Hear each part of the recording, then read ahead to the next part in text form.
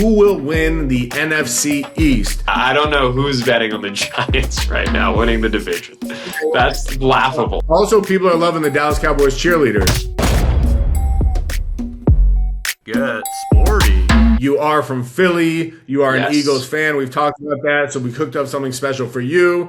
This market, again, a lot going on in the sports world right now with the World Cup, but in America, never too early to talk football. NFL season is right around the corner. There is an active market on who will win the NFC East, which of course is comprised of your beloved Philadelphia Eagles, the Dallas Cowboys, Washington Commanders, and the New York Giants. Right now, the market actually has Philly as the favorite at 39%. Dallas Cowboys at 5%. Washington at 17%, and the New York Giants at 15%.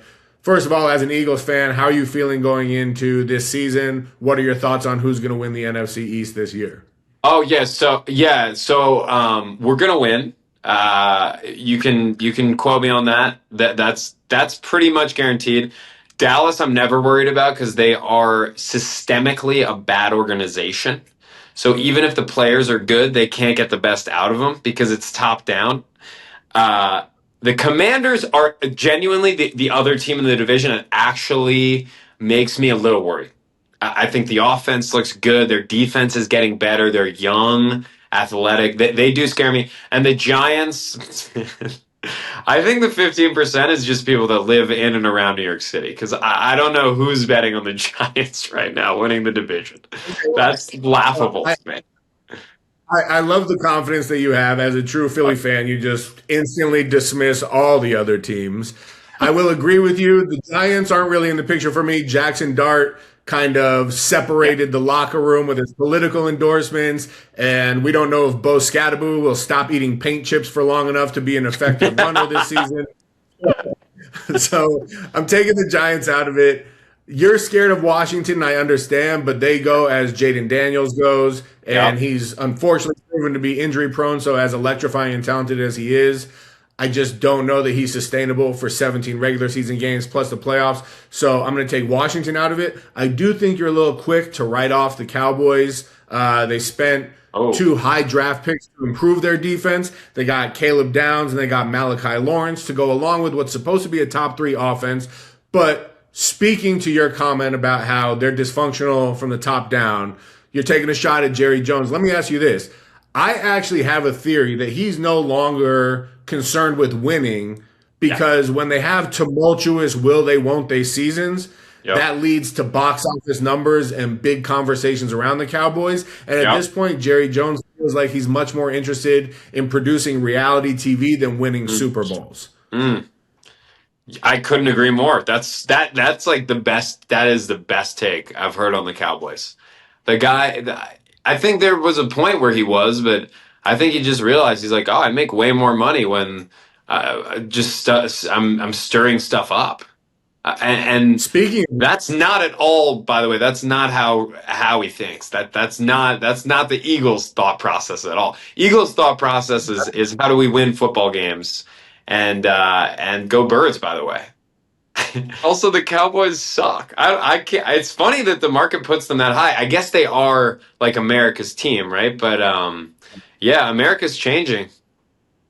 Well, people are loving the Dallas Cowboys cheerleaders. They've got season 3 doing numbers on Netflix. I don't know if you watched season 1 or 2, but it is gripping TV. But the Dallas Cowboys cheerleaders have kind of become their own star entity of the Cowboys franchise.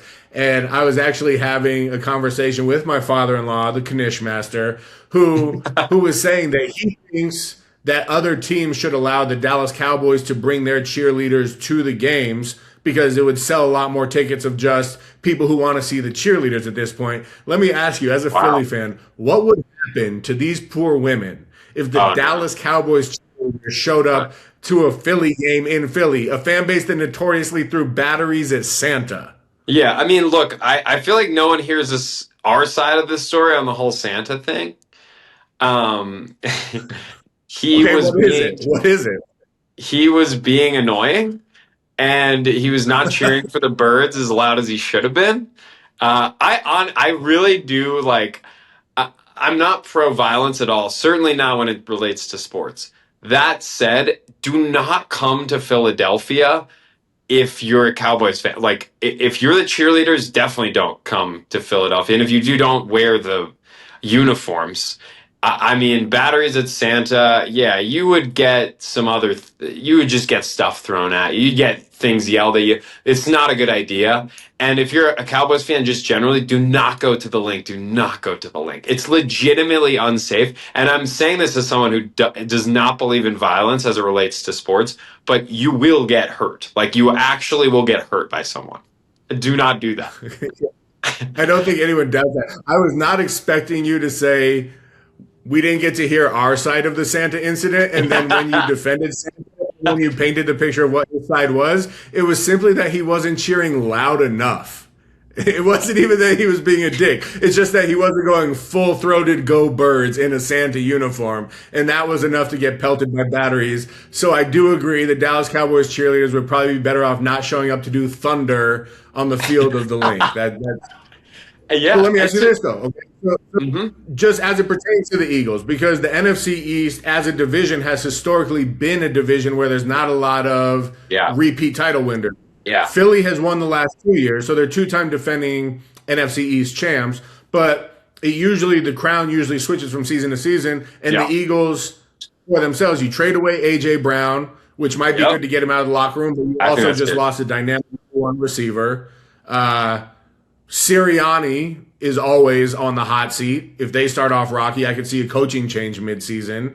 Yep. So what is it, the attitude of the rest of the division, or that you actually believe in your team that is making you so fully confident in the Eagles winning the NFC East this year? No, it's the talent on both sides of the ball. Look, Saquon's not going to have the year he had last year. Hurts is not going to have the year he had last year. They regressed, and we still won 11 games. Like, it's not going to be the same team as last year. And also, it's going to be I believe, a better team without A.J. Brown. I know that sounds crazy to say, but it's not an individual sport. Maybe you could make the argument quarterback as the individual player that has the most to do with how the game goes, but that said, it's not basketball. There's no like one dude who's going to change everything. It's organizational. It's coaching. It's bottom up. It's not top down. And Hurts is the guy. Saquon's going to be better. I think our whole offense is going to work better without Brown being kind of just a drama queen the entire year, distracting off the field. I think the offense will regress back to what they were 2 years ago when we won the Super Bowl. Everyone forgets. And I think the defense is just solid. The defense is just solid. Okay, well, I think I know the answer, but I'm going to frame it officially after giving you my take. I just want to say, on record, I don't think Nick Sirianni survives this season. I'm just throwing it out there. I don't think Sirianni survives this season. But let me ask you this. Officially.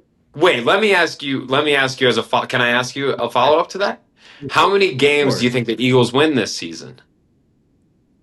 I have not looked at the schedule. Okay. And the thing is, because it's 17 games, there's always so much time to make it up after a rough start. But Sirianni has literally been on the hot seat for 3-4 seasons now. Like, even after winning the Super Bowl, he was on the hot seat instantly. Yep. So I do think that if you guys start 2-3, 1-4, 2-4, and it's looking like getting rid of A.J. Brown wasn't the answer and the offense has stalled, Sirianni's a doofus. He's going to do something that puts his foot in his mouth, and I think there's just going to be a change in the organization where, again, I don't think the secret to your success is Sirianni, so I do think you could lose Sirianni and still win the division, could still go on to have a winning record. I'm just saying I don't think Sirianni survives the season. But let me ask you this, even though I know the answer. Jamie, will the Philadelphia Eagles win the NFC East this year, yes or no? Yes, absolutely. Absolutely. I'm going to bet on it right now. I'm literally about to bet on that. I can't believe that's a good question. The most condescending yes in the spreadsheet history, so thank you. Go Birds. Like a true Philly fan, you're the nicest guy in the world, but become such a dick when you're talking about the Eagles. Go Birds.